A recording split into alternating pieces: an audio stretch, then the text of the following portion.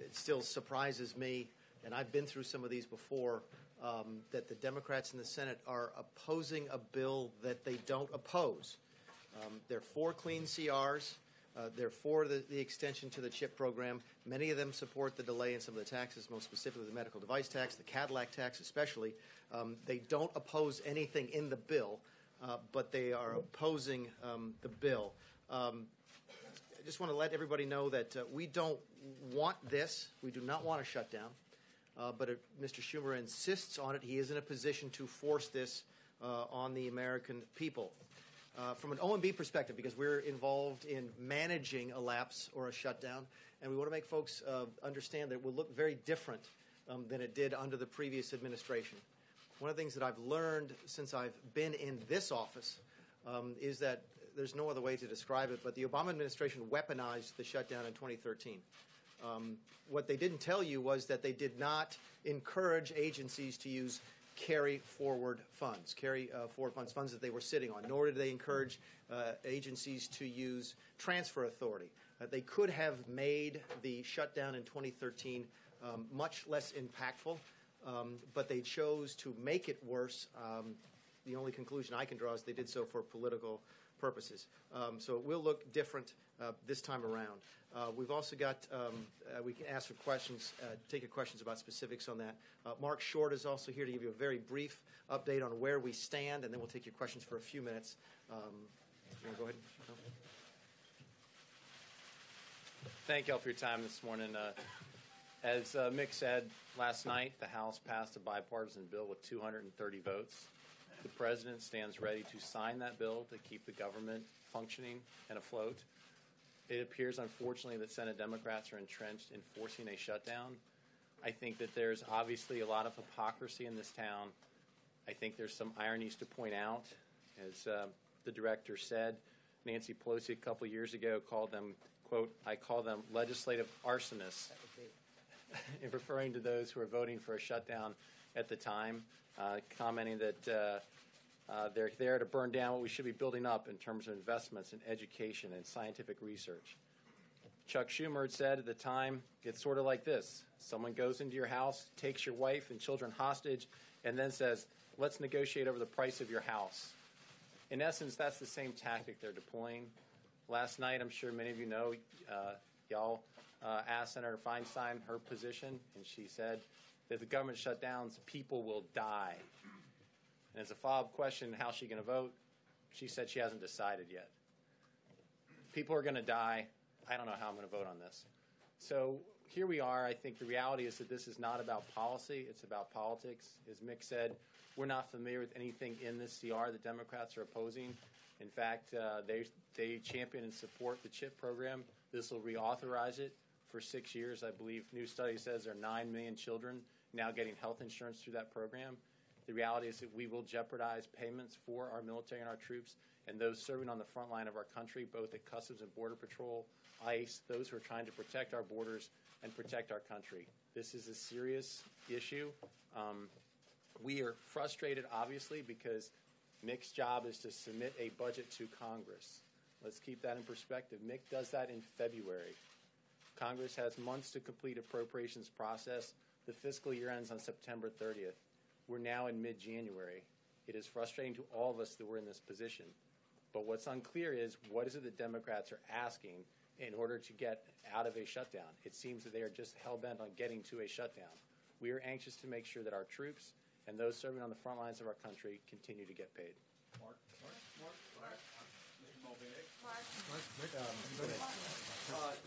Mark, a couple things on that. I think we know what the Democrats are asking for. They want a deal on DACA.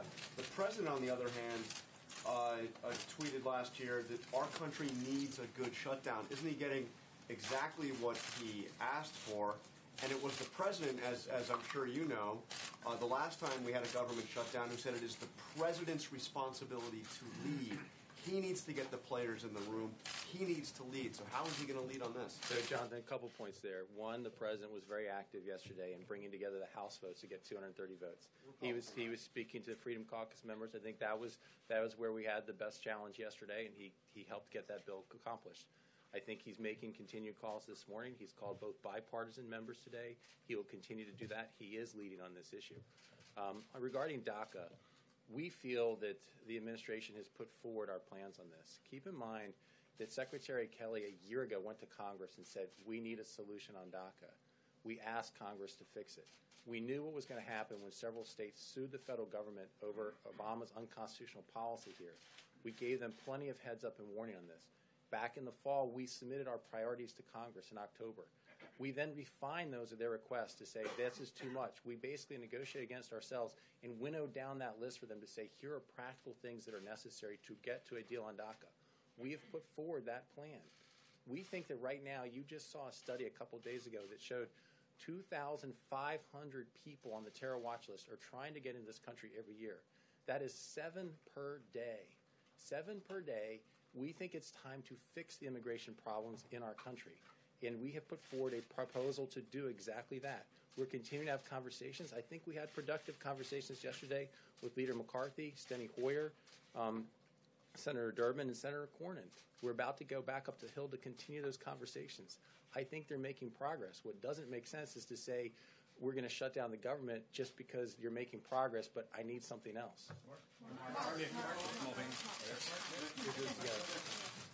Let me ask you a couple questions. Okay, Director Mulvaney, if I may. To the President's comments about S-hole countries, what responsibility does he bear for the challenges there have been to try to come to some deal? Go back to what Mark just said. The President, let's make one thing clear about that. One of the differences between where we are now and where we were in 2013. Okay? The President is actively working right now to try to prevent a shutdown.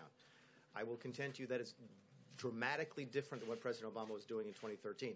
I was there, okay? I was involved heavily in this in 2013, and I will tell you that it's absolutely my belief that President Obama wanted a shutdown in 2013 because he thought Republicans would get blamed. So let's talk about today.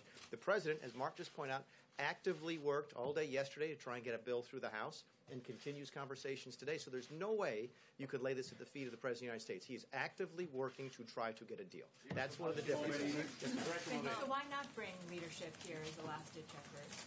I think the President's continued bipartisan conversations. I'm not privy to his. Again, I'm not privy to the meetings the President may or may not be having. Yes, sir.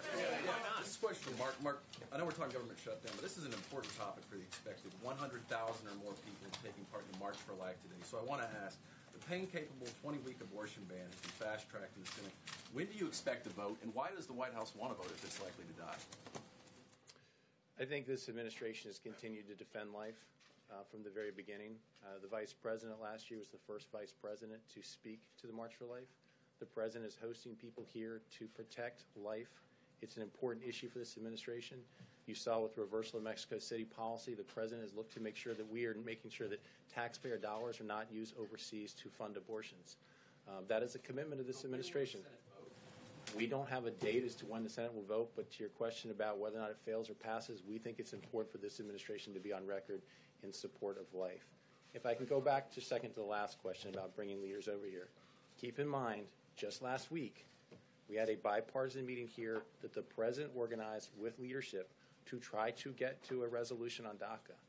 Out of that meeting, discussion was, after the press had departed, discussion was that the 4 leaders, McCarthy, Durbin, Cornyn, and Hoyer would be the ones organizing the meetings moving forward to get to a solution. That's what we've been part of. So when you ask, why isn't the President bringing members over here? He did. He is trying to reach the biggest issue they say is their question, which is shutting down the government over illegal immigration. He's trying to solve that problem and brought them here for that conversation. About your comment at the beginning of this, you said this was the Schumer shutdown.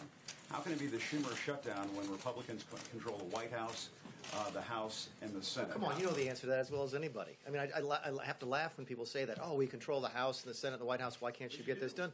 You know as well as anybody that it takes 60 votes in the Senate to pass an appropriations bill, right? You know that. I know that. Okay, so if you only have 51 votes in the Senate, then you have to have Democrat support in order to keep the government, to fund the government. So that's the answer to your question. The President asked Congress to come up with a solution for the Dreamers. Congress was in the room. Members of Congress were in the room with the President last week. It seemed to be a fairly productive meeting. And then the whole process got blown up. When Republicans tried, if I may, it seems that the whole process was blown up by the president's comments. When Republicans tried to add, when Republicans tried to when Republicans tried to add a discussion about Obamacare to the funding process in 2013, we are accused by Nancy Pelosi and Chuck Schumer of inserting a non-fiscal, a non-financial issue into the spending process in order to shut the government down. How is that not exactly what is happening today? There is no reason that you have to deal with DACA this week. There's no reason you have to deal with DACA before the end of February, the middle of February. DACA doesn't expire till March 5th. This is purely an attempt by the Senate Democrats, led by Mr. Schumer, that's why we call it the Schumer shutdown, in order to try and get a shutdown that they think this president gets blamed for. Yes, ma'am. You're saying that you need Democrats' support in the Senate. So are there And we got it in the House. So are there any concessions that this White House is willing to make to try to get support from those Democrats that you need? Again, go back to what I said at the opening. They don't oppose anything in there. They support CHIP. In fact, every member of the Finance Subcommittee or something a Democrat has voted for this exact CHIP extension. Okay, they don't want the Cadillac tax to go into place. They've always supported clean CRs. Why would you have to? Those are concessions. Ordinarily, you would just simply put up a clean CR and let them vote it. And again, it worked in the House. There were several Democrats who voted for it. So is it take it or leave it on the bill that passed the House? They have to take. So Democrats have to support the bill in the House for us to vote. Democrats should support the bill in the Senate. Again, the House has passed a bill.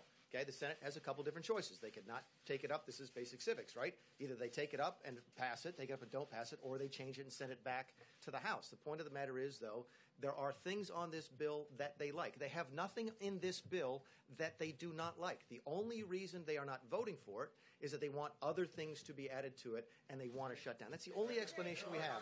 Yes, ma'am. The main thing Democrats want added is DACA. Yeah. And you've said before, many of you have said everyone agrees they want a solution on DACA. So what is the big sticking point then on your end about including a DACA fix in this bill? I think Mark mentioned that earlier. The bill's simply not ready. You don't get to vote on a summary. You don't get to vote. You don't get to vote on it. There have been months of work on it. As you see with any major piece of legislation, it doesn't and shouldn't come together overnight. There's no DACA bill to vote on, and there's no emergency in terms of the timing on DACA. DACA does not expire until March 5th. So there's absolutely no reason to tie these two things together right now. Can I follow up on that one for one question? Because, again, I think it's important to remember that, yes, we're approaching the March 5th deadline, but the president put forward what he asked for last fall. We've been asking Congress to address this. And, Jim, back to your question, the reality is there is no legislation for them to pull up. They say there's this Flake, Durbin, Graham proposal. There is not legislation to vote on. So when they say we need to have DACA solved before you do a continuing resolution to keep the government open, there isn't actually a bill for them to even vote on, which I think shows that this is really about politics and not really about policy. And I think General Kelly will also tell you that he actually mentioned this to the senators during his confirmation process. So this administration has been trying for at least a year now to get some progress on DACA, and it's Congress that's taking back. Yes, Can I sir. start with Mark, if I could, and then I got a question for you as well, Nick. You've been the one who's been up there on Capitol Hill every day. What I'm getting from the podium today is if this happens, it's the Democrats' fault. What, as a practical matter, can you do between now and midnight tonight to change the equation and get people on board with CR? Well, John, I think, again, one of our challenges, I don't think it's clear what the Democrats are asking for. I accept that you're saying they want a solution to DACA, but there is not bill text that they're asking Republicans to bring up. So I think that they really believe for political reasons it's better for them to force the shutdown. The president is continuing to reach out to them, and he will continue to do so throughout the day. He is actively on the phone. That's what we will continue to try to be saying, what is a solution that you guys think would be necessary? We frankly think that giving the Children's Health Insurance Program, something that Democrats have asked for, reauthorizing it for 6 years, was something that would attract Democrat votes. Unfortunately, it doesn't appear that's the case. And just, if I could, to you, because the other big story of the week has been the CFPB and your request for zero funding. Are you working to reduce spending there? What's the future of the CFPB? What's Leandra English's current role there? And does she continue to draw salary? 6 questions at once. It is. I won't speak the litigation with Ms. English. We do intend. We've asked for no money this quarter over at the CFPB simply because we didn't think it was necessary. The CFPB has $177 million in its reserve fund, and we were able to operate next quarter off of that. So that was the reason that we asked for no money this quarter. We intend to continue to fulfill the statutory mission of the CFPB. I've told people from the day I walked in there, I wasn't there to shut the place down or blow it up, but we will focus on the statutory mission, and we have plenty of money in the bank to do that. Yes, sir. In this behalf, the last. Yes, sir. Thank you very much. You mentioned that DACA is not an immediate need now because of the March 5th deadline. You know, though, that is the sticking point for many Democrats. So for people who are sitting at home and they are wondering if there is a government shutdown, how long would this last? Could this potentially go weeks? Like the last one was 16 days, especially since you're talking about the March 5th deadline. What is the realistic time frame of how long, and this is for either of you, a shutdown could potentially last? Yeah, you all have seen, we talk about immigration, and you all have seen the quote from Mr. Schumer from 2013, but I'll read it again. He says, basically, it's sort of like this. We could say we're shutting down the government. We're not going to raise the debt ceiling until you pass immigration reform. It would be governmental chaos. There are examples of statements exactly like Bernie Sanders, one of my favorite. What they are saying, by the way, this was of me back in 2013 in the group that was trying to figure out a way to force a debate on Obamacare repeal. What they are saying to the American people tonight is maybe we have lost the presidential election. Maybe we have lost seats in the Senate and the House. This is Sanders talking now in 2013. It doesn't matter. We can now bring the government to a shutdown, throw some 800,000 hardworking Americans out on the street, and we're going to get our way no matter what. This is exactly what they accused the Republicans of doing back in 2013. There was absolutely no reason to have to insert a DACA discussion, an immigration discussion, into the funding bill today. The reality is it's there. So how long should people expect? Yes. Can you expand upon that, please? Sure. A couple different things. And again, the OMB is responsible for sort of managing the lapse, managing the shutdown. The military will still go to work. They will not get paid. Okay? The border will still be patrolled. They will not get paid.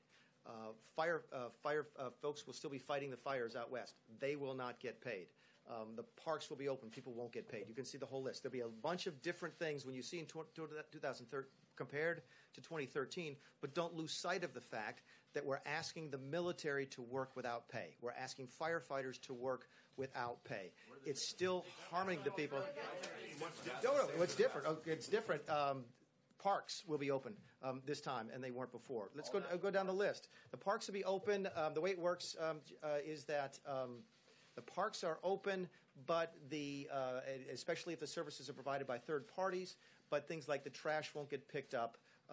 Fannie and Freddie will be open. The post office will be open. The TSA will be open. But again, all of these people will be working for nothing, which is simply not fair. We are going to manage the shutdown differently. We are not going to weaponize it. We're not going to try and hurt people, especially people having to work for this federal government. Okay, but we still need Congress to appropriate the funds. Look, that's all the time we had set. We're supposed to rock at 11:30. We'll be doing this again. So anyway, thanks very much.